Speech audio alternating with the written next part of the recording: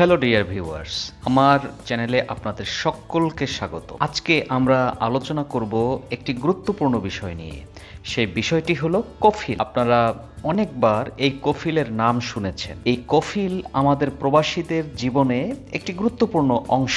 আজকে এই কফিল নিয়ে আমাদের এই অজানা অধ্যায় চ্যানেলে আলোচনা করব। সকলকে স্বাগতম। সৌদি আরবে পা রাখার পরে একজন প্রবাসীর জীবনে সবচেয়ে বেশি উচ্চারিত শব্দটি হলো কফিল। এই কফিলের হাতেই যেন থাকে প্রবাসীর ভালো মন্দ, সুখ দুঃখ, এমনকি জীবন মরণ। কিন্তু এই কফিল আসলে কারা? এটি কি কোনো বিশেষ সম্প্রদায়? কেন তাদের এত ক্ষমতা? আর একজন বাংলাদেশি চাইলেই কি কফিল হতে পারেন? আজকের ভিডিওতে আমরা উন্মোচন করব সৌদি আরবের রহস্যময় কাফেলা সিস্টেমের আদ্যোপান্ত।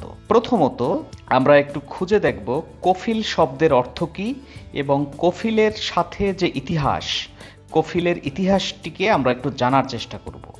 কফিল একটি আরবি শব্দ, এর অর্থ হলো জামিনদার বা ইংলিশে হচ্ছে গ্যারান্টার। সৌদি আরবে কোনো বিদেশি একা কাজ করতে পারে না বা ব্যবসা করতে পারে না, তাকে অবশ্যই একজন সৌদি নাগরিকের গ্যারান্টি বা জিম্মায় থাকতে হয়।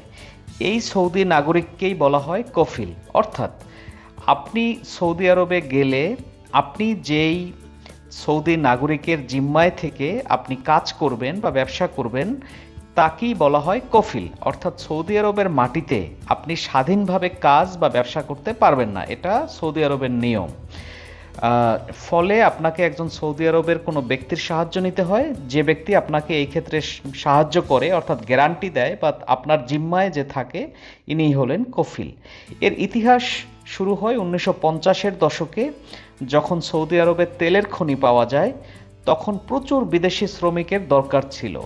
এই শ্রমিকদের নিয়ন্ত্রণ ও দায়ভার নেয়ার জন্য সৌদি সরকার এই কাফালা প্রথা চালু করে। এই কাফালা থেকেই কফিল নামের উৎপত্তি। সুতরাং কফিল বলতে আমরা কোনো আলাদা জাতি না, আমরা কফিল বলতে একজন প্রাপ্তবয়স্ক সৌদি নাগরিককেই বুঝে থাকি, যার বৈধ ব্যবসা করার লাইসেন্স আছে, তিনিই কফিল হতে পারেন। অর্থাৎ সকল সৌদি নাগরিক কফিল হতে পারেন না। একজন সৌদি নাগরিককে কফিল হতে হলে তার ট্রেড লাইসেন্স লাগবে বা ব্যবসায়ের লাইসেন্স লাগবে। আচ্ছা, এখন আমরা জানব কফিলরা কিভাবে বাংলাদেশ থেকে লোক নেয়। নিয়ম অনুযায়ী কফিল তার কোম্পানির প্রয়োজনে সরকারের কাছে ভিসার আবেদন করেন, কিন্তু এখানেই তৈরি হয় ভিসা বাণিজ্য। অনেক কফিল আছেন যারা শুধু টাকার বিনিময়ে ভিসা বিক্রি করেন, যাকে আমরা বলি ফ্রি ভিসা। যদিও সৌদি আরবের আইনে ফ্রি ভিসা বলতে কিচ্ছু নেই। দালালদের মাধ্যমে ৩-৪ লাখ টাকা দিয়ে একজন শ্রমিক সেখানে যান।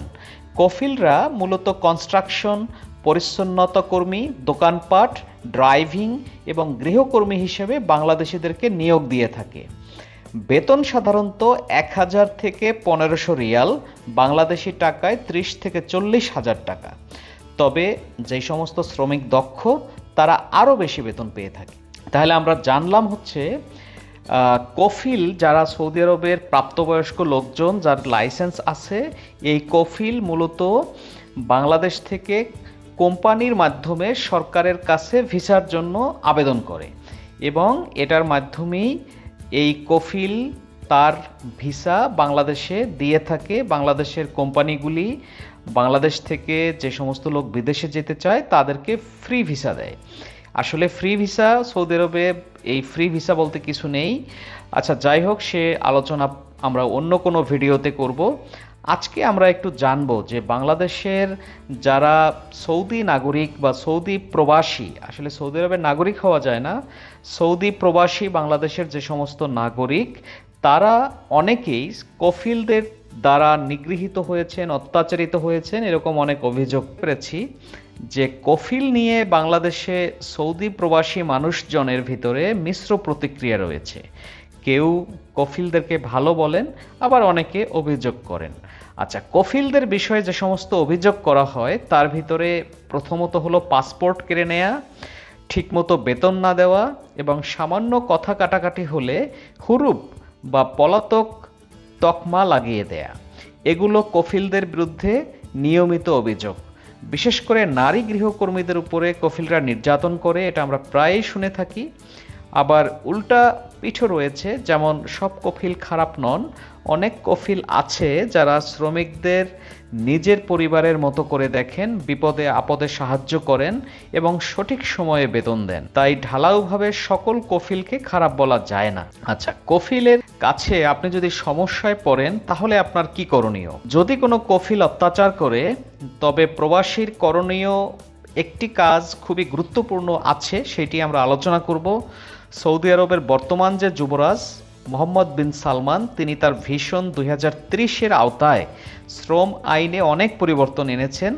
এখন মুসানেদ অ্যাপের মাধ্যমে অভিযোগ করা যায়।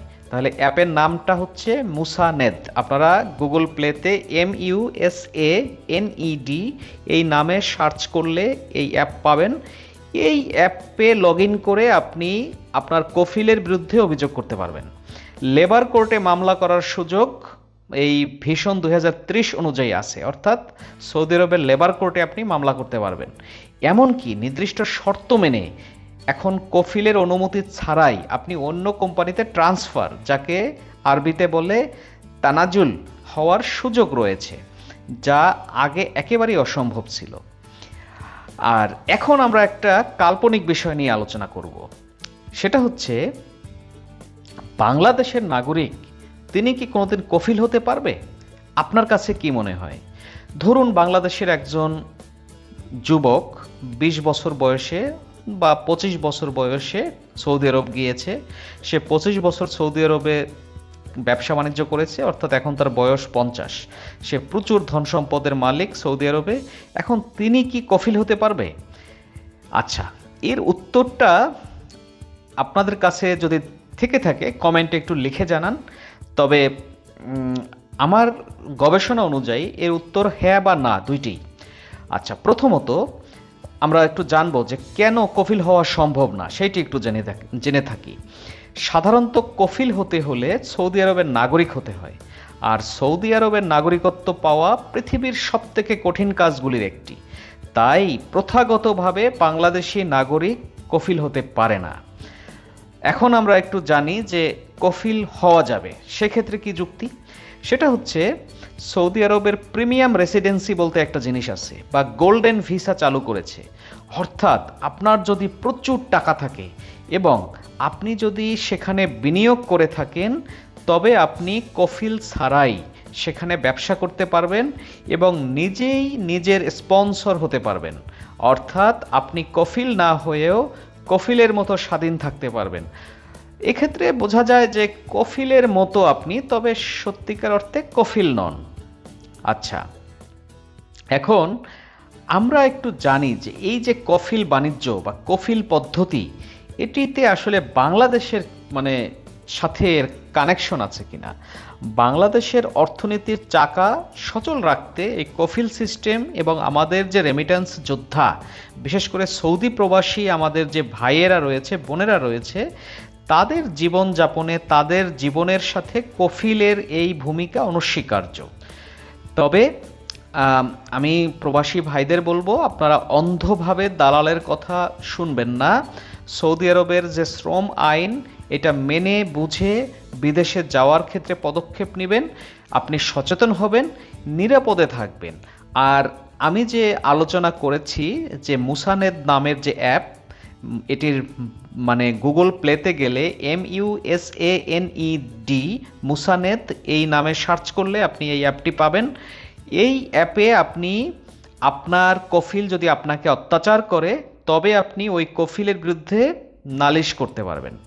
এছাড়া আপনার বর্তমান আইন অনুযায়ী আপনি কফিলের বিরুদ্ধে লেবার আইনে মামলাও দায়ের করতে পারবেন। তবে আমরা সেই সমস্ত জটিল পদ্ধতিতে না যাই। আমরা মনে করি যে কফিল আসলে সবাই খারাপ না। বাংলাদেশে অনেক কফিল বেড়াতে এসেছে তার শ্রমিকের সাথে। নিশ্চয়ই সেটি স্পষ্টভাবে বোঝা যায় যে কফিল বাংলাদেশে আমাদের ভাইয়েরা বা বোনেরা যে কাজ করে, চাকরি করে, ব্যবসা করে, তাদের সাথে একটি খুব সুন্দর, একটি মধুর সম্পর্ক রয়েছে। তো আমি মনে করি যে কফিল সিস্টেম, কফিল প্রথা, এটি আসলে বাংলাদেশের অর্থনীতির সাথে, বাংলাদেশের মানুষের সাথে, বাংলাদেশের গ্রাম বাংলার সাথে খুব সুন্দরভাবে মিলেমিশে আছে। এই কফিল প্রথার মাধ্যমে বাংলাদেশ আরও এগিয়ে যাক, এই প্রত্যাশাই করি। আজকের ভিডিও আমি এখানেই শেষ করলাম। আর আপনারা যদি এরকম মজার মজার ভিডিও দেখতে চান, আপনাদের কাছে বিশেষ অনুরোধ, আমার চ্যানেলটি সাবস্ক্রাইব করবেন, কারণ এই চ্যানেলটি একেবারেই নতুন।